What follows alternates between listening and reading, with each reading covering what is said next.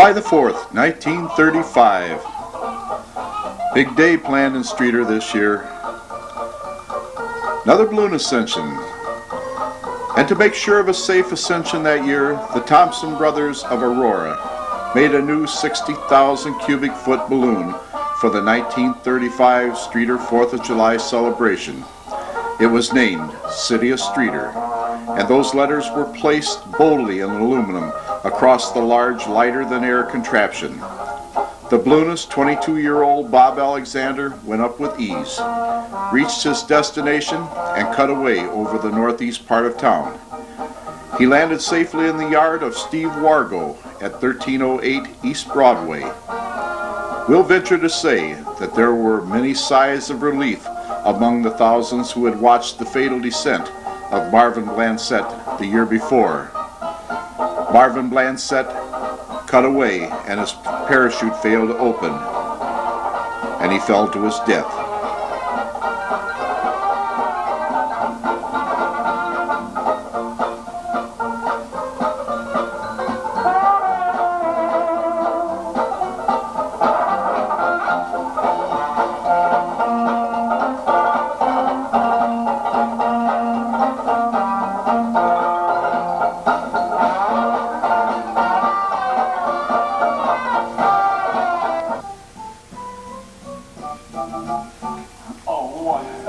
Meanwhile, downtown, another act was about to take place. That act being fearless Tommy Hornsby, the man on the flying trapeze. Tommy Hornsby was born in Fairbury, Illinois, on November the 16th, 1904, the second oldest child of 6 boys and 3 girls. His formal education only lasted until the 3rd grade, when after being punished by his teacher for something he said he did not do, he climbed out of the window and ran home, never to return to school. During the winter months, a circus would come to the Fairbury Fairgrounds to stay until spring.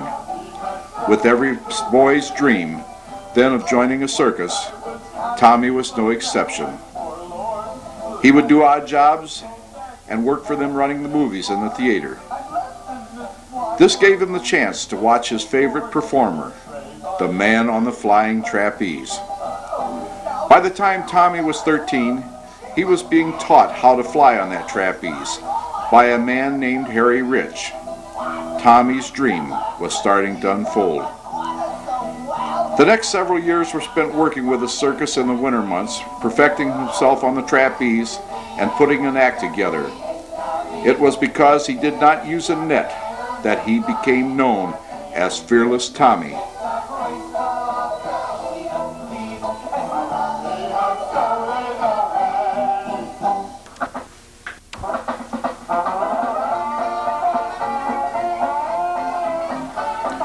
During his late teens and early 20s, he was signed to travel with the Fiddlers United Circus.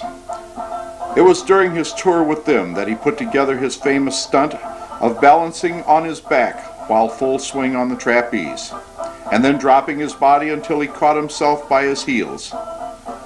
Another stunt was to wrap his toes around the bar and to swing hanging in this position. These daring feats caused him to be billed as second to none in the world. When Tommy was 26, he signed up with Joe Cody Attractions and started appearing all over the country. When he was not traveling for special appearances, he worked in the Streator coal mines and the Seneca shipyards.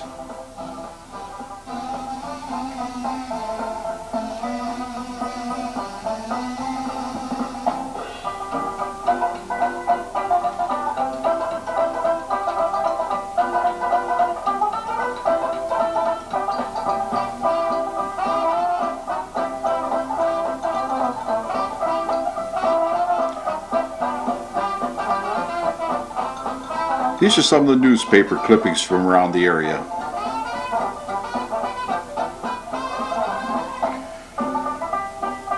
When Tommy was in his mid-30s, he was doing a performance in Kokomo, Indiana. During his thrilling toe hold stunt, he missed his footing and fell 50 feet to the ground. His brother-in-law and rigger, Bill Hart, attempted to catch him, but only broke his fall. Tommy ended up with a broken shoulder, but was lucky in a way, as he could have been killed. He wasn't able to fly much after that because his shoulder just didn't heal right, and he couldn't regain full strength in one arm. So, Tommy retired from the trapeze.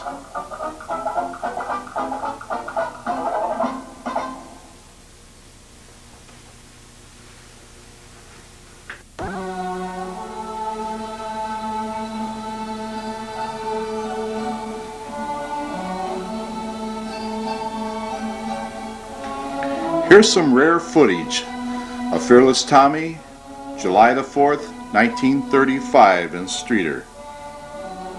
Streator's own 4th of July celebration would find Fearless Tommy performing in the main street arena. Sometimes his trapeze would be set up on what is now called Oak Street, and at other times it would be in the 400 block of East Main Street. At one such performance, Tommy decided to thrill the audience a little more and was going to do his act blindfolded. But the police stopped him, saying it was too dangerous. When he wasn't performing for special attractions, Tommy's trapeze was set up at what is now called Southside Diamond. People would come for miles around to watch him practice his routine with no net or any other safety devices.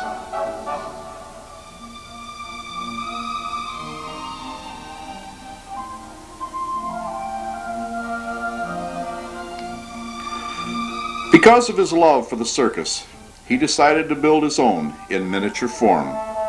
Starting as a hobby in his basement, Tommy built to scale all the rides and amusements you would see on a midway. After he completed this, he built a trailer and mounted his miniature carnival inside. This enabled him to hitch up the trailer to his truck and take the miniature carnival to special functions and show it.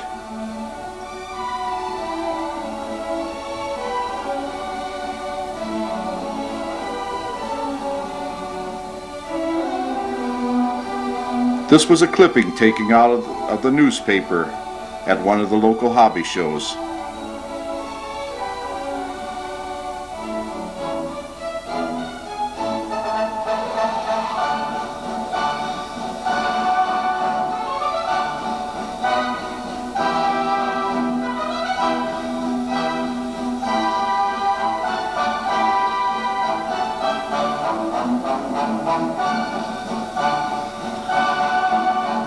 The miniature carnival took 12 years to build.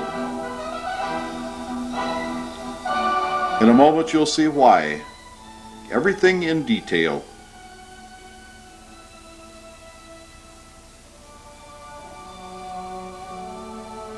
Let's sit back now and see some various pictures from this miniature carnival. With so much in detail, over 1,000 lights were used to create the unusual effect.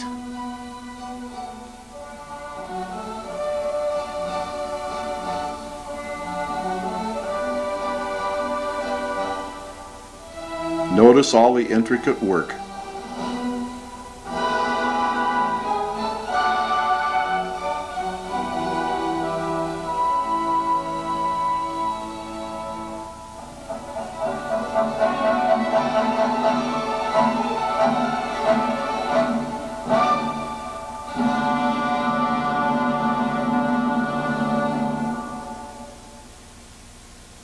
Even right down to the small miniature horses on the merry-go-round.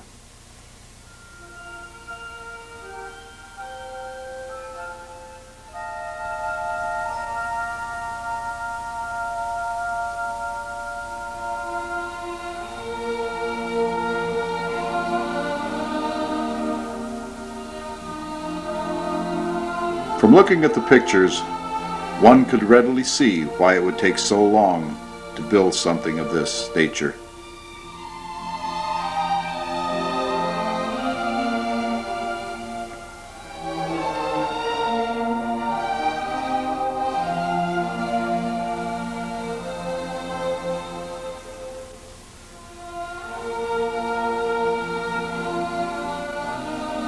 It was a real treat to see for the young and the old alike.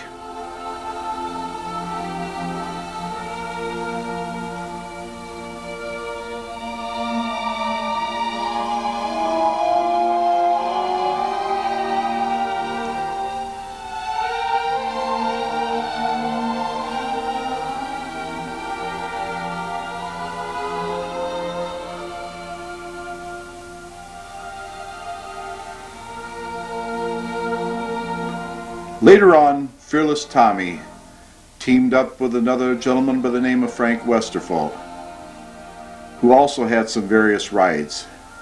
Between the two of them, they supplied the area with rides and carnival attractions.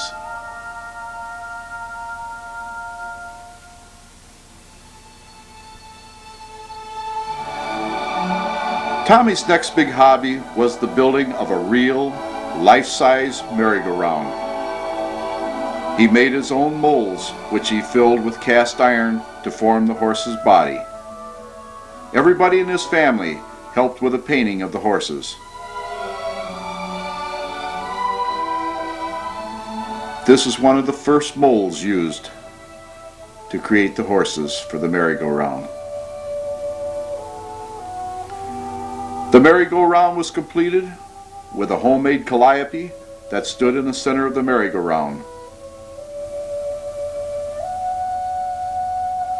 The next 15 years, Tommy spent his summer months traveling every weekend to all the small towns for bookings at picnics and fairs to provide rides and entertainment for the children and adults.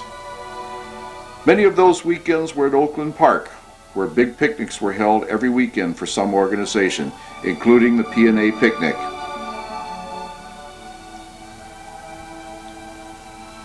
Sometimes a family would go along and help sell tickets.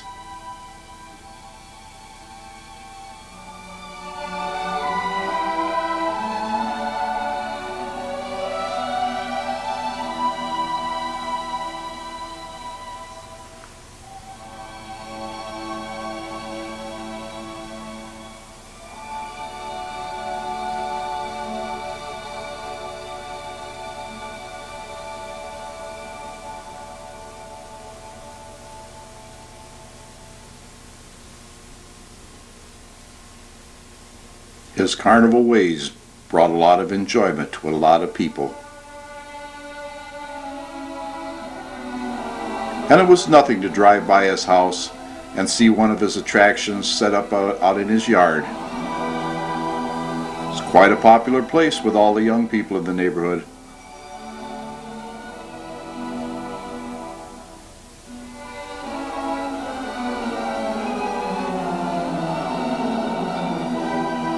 He loved the carnival life.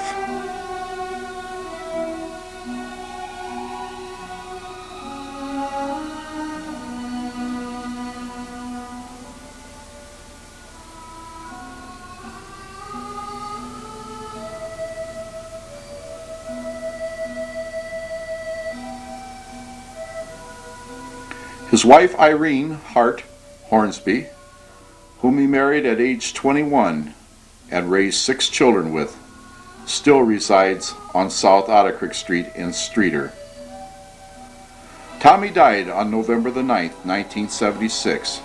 His miniature carnival is at the Smithsonian Institute in Washington, D.C., and his merry-go-round and car ride was sold and still operates today.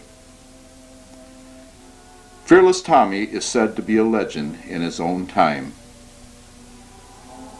He will always be remembered in the history of Streator, that daring young man on the flying trapeze.